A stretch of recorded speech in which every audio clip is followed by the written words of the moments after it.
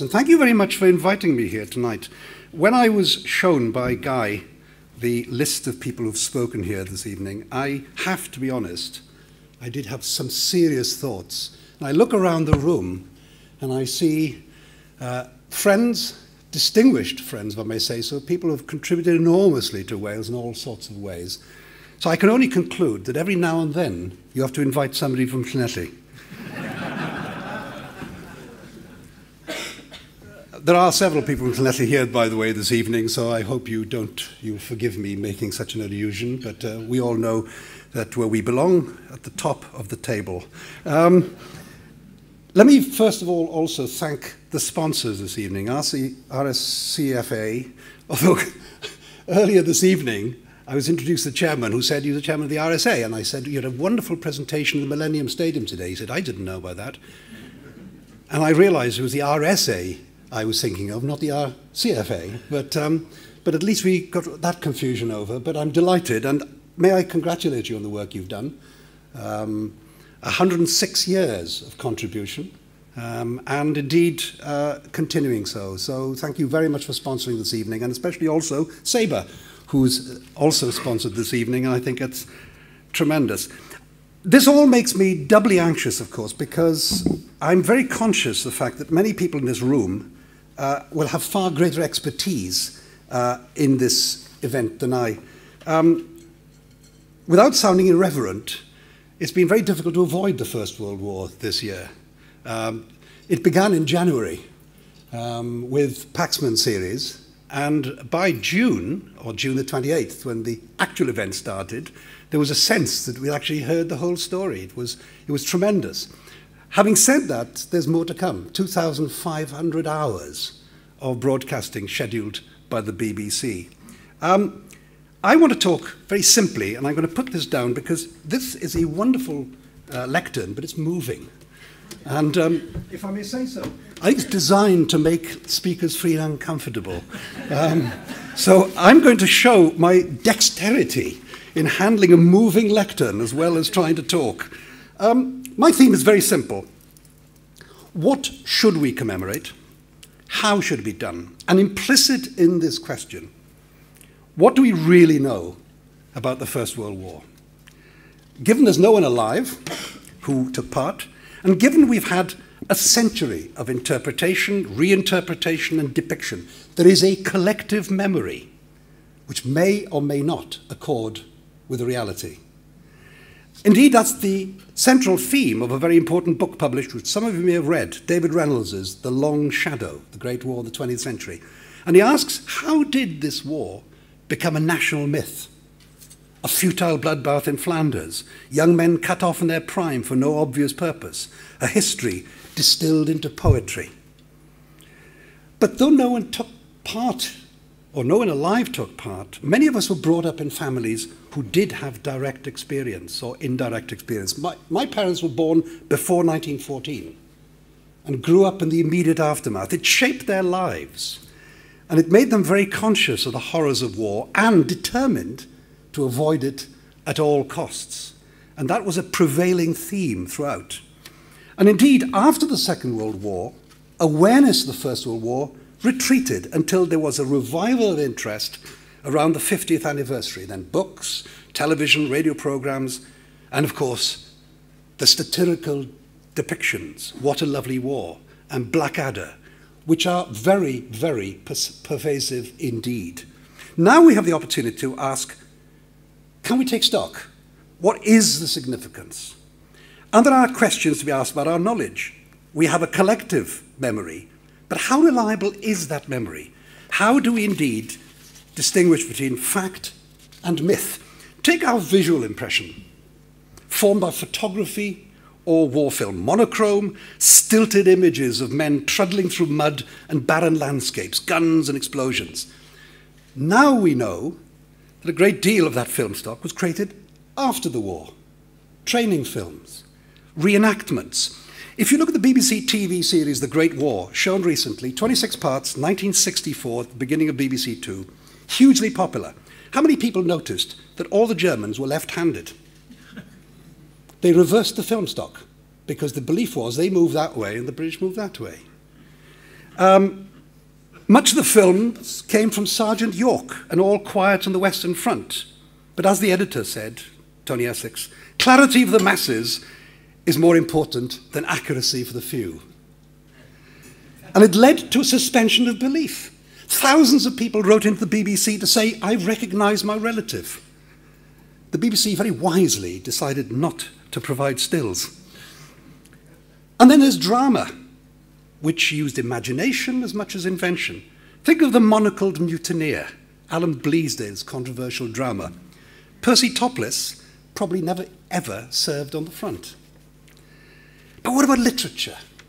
You may remember that remark, now often quoted by Lord Flashheart.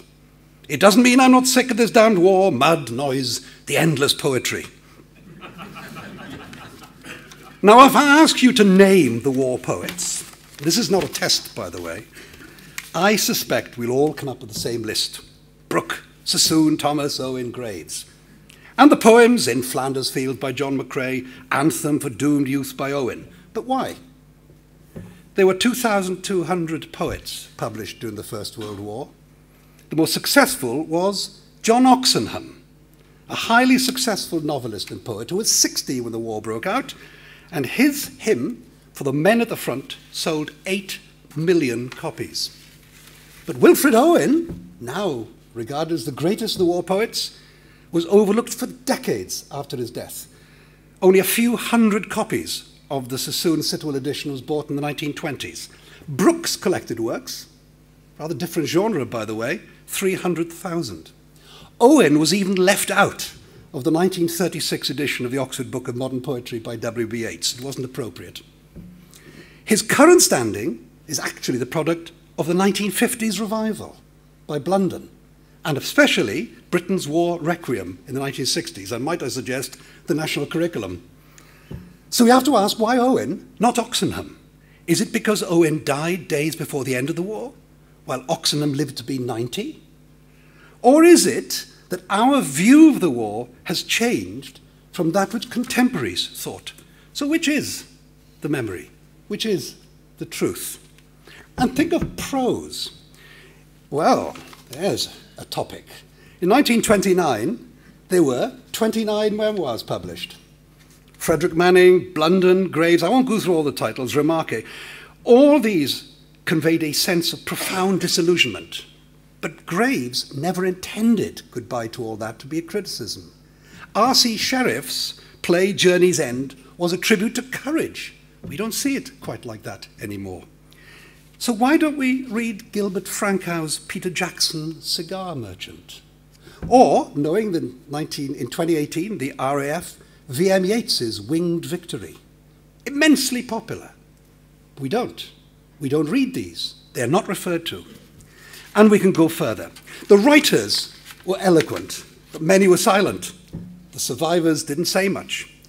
And we say, well, that's probably an implicit judgment of the war. But some historians now, like Jay Winter says, well, actually look back.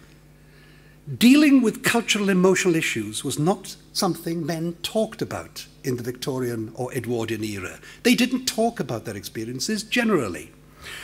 But we are still left with the overwhelming impression of mud, slaughter, futility, and incompetence. And however hard biographers such as John Terraine or Gary Sheffield, more recently, have tried to revise our view of Haig, there is a very long way to go to counter the more enduring verdict of Alan Clark.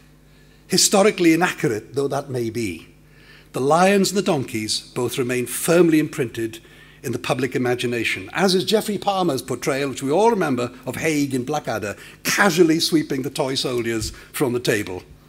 Now, is it now the time to put the record straight? Well, some people have said, don't bother. We shouldn't be talking about it. We shouldn't even think. Don't commemorate. Some want to apologize, as one leading church organisation in Wales tried. Others, such as Max Hastings, have argued strongly this is a moral war. Jeremy Paxman, by the way, now released from having to be objective, as I'm going to say, has arranged a free copy of his First World War book to be given to 4,000 schools to counteract what he calls, and I quote, anti-war propaganda peddled over the years. In Wales, we have tried to adopt an account of this which facilitates different ways of commemorating, different ways of encompassing these views. So let me look what they are. Well, first of all, the physical legacy, and that is clear. You referred earlier to the war memorials. Well, the Commonwealth War Graves Commission maintains 23,000 cemeteries around the world, but they have 7,500 graves in Wales itself. There are 500 in Cardiff, there are 3,000 in Glamorgan. You can go to the website and you can find out where they are near you. I suspect many people don't realise, have not actually realised that this is all around them. The local memorials, of course, are location for annual services, but it's fair to say that many memorials are invisible. They're inside buildings, and some, in fact, have been sold off. When those buildings were sold off, they've been lost. So one objective is to ensure two things. First of all, that memorials are identified and saved, and the War Memorials Trust are doing a great job on this. But also that we use the memorials as an opportunity to understand more. Who are these people? Who are these people whose names are there, very often with just a name, whose families are long since lost? Can we make more of it?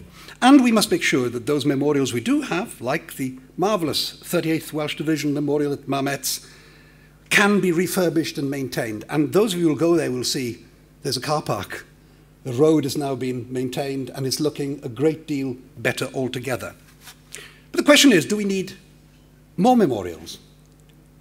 Is it time to call stop to this? Well, I'm very glad to say that some felt passionately there was one more we definitely did it, and that was the National Memorial at Langemark near Pilkham Ridge, and many of us have been there to see this extraordinary sculpture in Langemark, the spot where Hedd Wyn died, and of course near where Francis Letwidge, the Irish poet, also died. And I think it's a great tribute to a community effort, individual effort by the people concerned to raise money for this.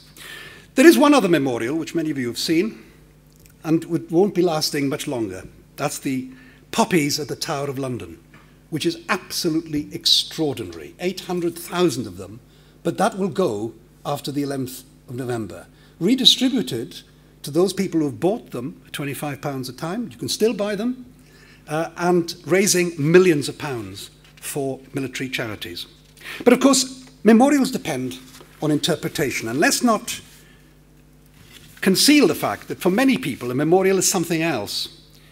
You may have noticed that in Sarajevo on the 28th of June there was a new memorial park to Gavrilo Princip, the assassin of Franz Ferdinand, in memory of his great service to his nation, even though a quarter of the male population between 14 and 49 died. It was an effort, as they said, worthwhile. And commemoration is complex because sometimes it's not victory at all. Gallipoli next year is not a victory. It was a victory for Turkey, but how do they represent that? And as we progress, there will be some awkward commemorations or moments. Easter 2016 is one I would suggest will be an interesting moment. But also, 2017, Italy will have to decide about Caporetto, a moment in their history or the greatest humiliation that they experienced. 10,000 dead, 250,000 surrendered. A very difficult moment to capture the real history. And let's not forget, the last VC won by a Welsh soldier was in Russia, fighting the Bolsheviks, the new enemy. What will the Russians say? Quite rightly, we've seen this as a moment for commemoration moment for reconciliation. You saw the German and French presidents in Mons on the 3rd of August, side by side, at the centenary of the declaration of the war from their end.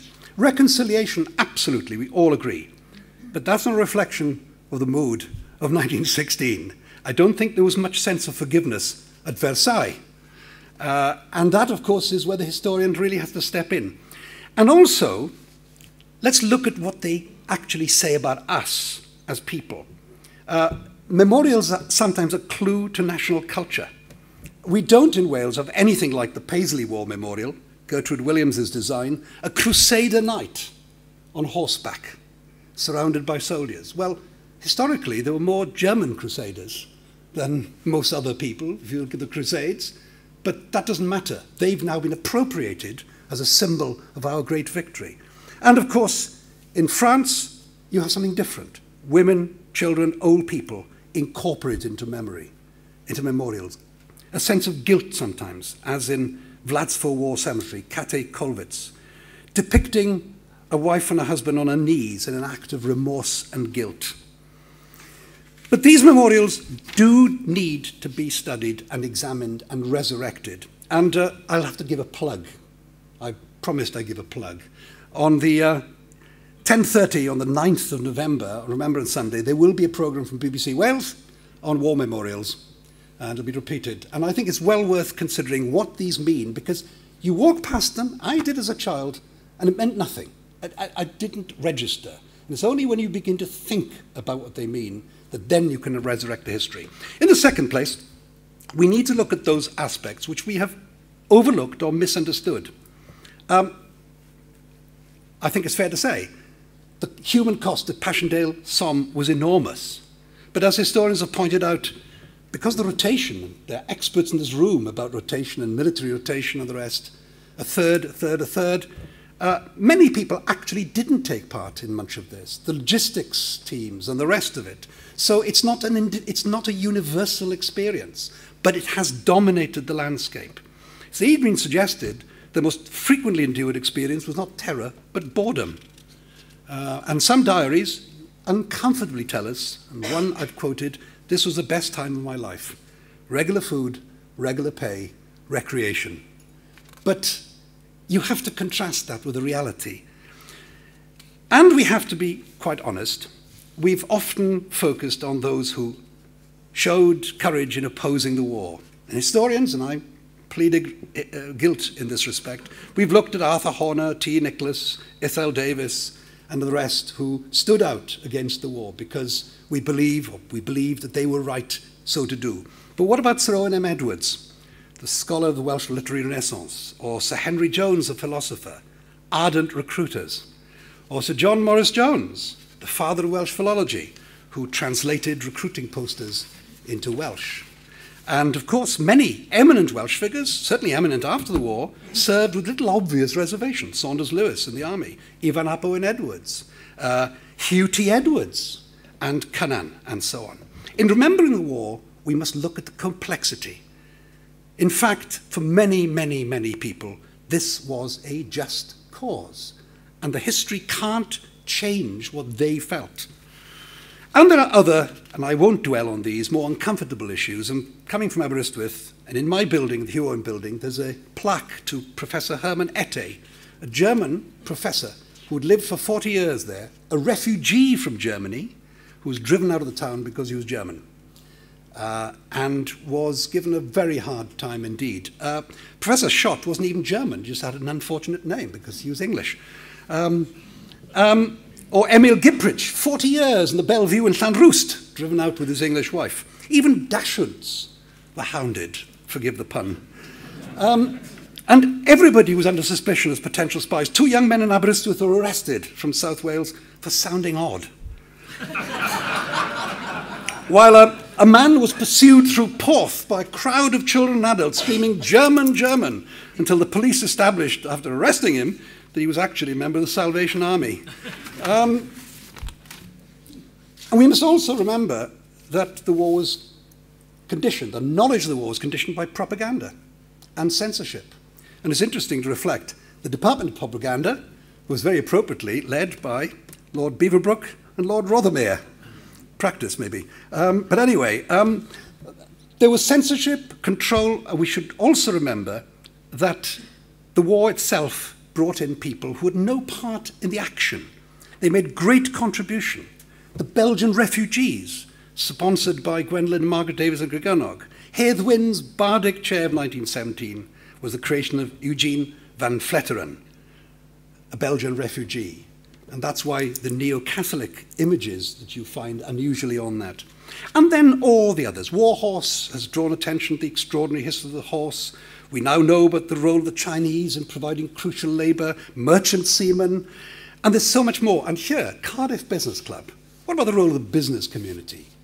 A very powerful and important contribution in shipping and all sorts of other ways. We need to accommodate all of this, and that's what we're trying to do. In the programme, and I have 3 copies here. I was going to auction them. It's kind of eBay. Yeah, but there's plenty more in my garage, so you can have them. But this is the second tranche of programmes, 80 events throughout Wales, going on to later this month. It starts a bit earlier, so it's a bit out of date already. But we'll have more to show the spectrum of what we need to do. Owen Shears's play Mamet, which you referred to, it was a very wet night when I went there, which was very appropriate, actually. The rain coming down to the woods, I thought, this is the real deal, you know. And then the Grigornog Festival of the Belgian Tribute, the Welsh National Opera's forthcoming production of In Parenthesis. And I'm delighted to give advance notice, no doubt we'll hear later, of the Royal College of Music and Drama's programme, which will be told presently, and much, much more. Conferences, symposia, a spectrum of activities. And this leads me to my final point.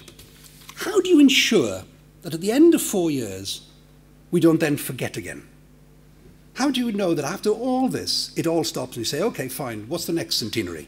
Or Magna Carta next year, you know, something else. If this is so important, how do we make sure it lasts? And you do that through education. We've decided not, by the way, to send 2 pupils and a teacher to the Western Front, as has been the case across the border. I'm not quite sure that sending 2 pupils from a school might actually lead to a cascade of knowledge. Besides which, this was a global war. You'd have to send them to the Mediterranean, to Mesopotamia, to Africa, even to China, to capture the whole amount. And in a way, however moving, the rows of beautifully maintained, symmetrically organized graves convey a sense of order which does not reflect the reality. The reality is not captured in that way. And so you have to dig far deeper, if I may. That's a very bad metaphor, but if you get my point, I think we have to understand that this is something which is more complex, which is why we focused on trying to get schools, and there's £1,000 for every secondary school, to have a project on their own local experience, their local memorials. How do you make the local community's experience being brought out? Then you can go abroad and look at the rest of it. And the history societies, Geltigaiad, Neath, Rhondda, doing tremendous work. And finally, Wales at War, the new app, which has been done jointly with the Navy and others. This will enable young people and all of us to actually get information about all these sites. Now, when I mention an app, we mention digital resources. And let me conclude by saying that one legacy which is obvious is digitization. We've got millions of pages which will be appearing about people's history, records of every kind, thousands of photographs, diary entries. Fantastic. But we do need to understand what they mean. Soldiers' letters home were censored. And in any case, many said, I didn't really want to tell them the truth of what was going on. So you have to understand the context. Without understanding the context, I believe it becomes an antiques roadshow of memorabilia, which doesn't have actually any real meaning to it. Recently, however, I reflected on some of these things which could be turned into an important context. One which wasn't very obvious, Waitrose Food Magazine, which has taken an unusual interest in the First World War, gave a recipe for trench cake. And they served it to the Indian and English cricket team at the tea break on the 3rd day of the recent 4th Test, which England went on to win. Not quite sure, but you could actually use that to talk about the Indians who fought in the Somme. And I think that's an important point to make. They shared the trench cake too. But a story which really interested me came out also in Waitrose. By the way, I just don't read Waitrose magazine all the time, honestly. And, you know, I think moving to Lidl's magazine, if they produced it now, you know that. A Chelsea bun has been sent to a museum in the Midlands. It's 100 years old. Reflect on that before you have your meal tonight. The bun had been sent to a soldier at the front, but never reached him, and was returned to sender. Now, you might well say, what on earth is the value of a 100-year-old Chelsea bun in a rather dubious condition, I would hasten to add? Well, first of all, think about it. What a marvellous comment on the quality of the postal services in 1914 to 18. Now, they didn't have to go very far, admittedly. Flanders was only just across the road. In fact, when you were hearing all those great explosions, you could hear them actually in Pall Mall and Piccadilly, we're told. I'm not quite sure how true that is. But nonetheless, the Royal Mail dispatched 2 billion letters and 114 million parcels during the war. Many of them reached the Western Front within 2 days, so efficiently that the post sometimes arrived at locations before the army did. The mail was waiting for them. We also know that officers used the Royal Mail to receive luxury hampers from Fortnum and Mason. I've just reflected how many hampers were sent back as opposed to Chelsea buns, but that's another story altogether. You might be tempted, therefore, to use it two ways, either to talk about the efficiency of mail or about social class and the difference between the NCOs and the rest getting Chelsea buns when everybody else has Fortnum and Mason's finery. And you might then want to read Sassoon's very cruel poem, Base Details, but I won't go into that because you've read it, and I think it's a desperately unfair account of the majors of the base guzzling and gulping in the best hotel, but that's another story. The fact is, a simple artifact left on its own may be meaningless, but you can add meaning to it by giving a layer of context and understanding, and a great opportunity to understand these things. So, conclusion. I was advised that it should be 25 minutes, and I'm working to my task, which is an extraordinarily difficult task for me to do. I hasten to add, I think this will be a record, and those of you who know me very well. Spend me hours cutting this down, but never mind. But it's a delight. Centenaries are difficult occasions because, obviously, the passage of time. But a centenary of a war or a major political event is inevitably seen through a prism of experience and our contemporary thinking. For some, and you've noticed this already in some of the exchanges, a continuing fear of Europe. For those, a means of escaping our isolationism. Now, I asked at the beginning, what do we know about the war? Well, the truth is, we can't escape our own predilections. We will interpret the war in a way that best suits us, but we should recognize that. We can begin to see, for example, contemporary wars, and people have said, well, why don't we use this as a way of looking at, for example, Iraq? An avoidable process with unexpected and uncontrollable consequences, or an inevitable conflict which is going to happen in any case sometime in the future. And that is, of course, the interpretations of the First World War, too. The best we can do is to lay as much of the evidence as we can before students of all ages. And we do have some fantastic books published, particularly recently, which examines the complexity, not least how this ghastly business started, and not just the usual suspects. Sleepwalkers by Christopher Clark points the finger at the Balkans. Margaret Macmillan's excellent The War That Ended Peace. And Margaret Macmillan, by the way, as some of you know, is Lloyd George's great-granddaughter and a fantastic historian. She points to the illogicality of it. That it was just an illogical war. Why spoil the peace? So reading is the crucial starting point, and making available in the most objective way the materials and drawing attention to those things which are all around us and we have ignored for so long. So I end with a question raised by Stephen Raceford, which you remember is the central figure in Sebastian Faulks's Birdsong. It's an extraordinary book, as you well know. And Stephen reflects, no one in England, he says, knows what this is like. If they could see the way these men live, they would not believe their eyes. This is not a war. This is an exploration of how far men can be degraded. But now we've come this far, I really want to know what it means. So do we all. Thank you.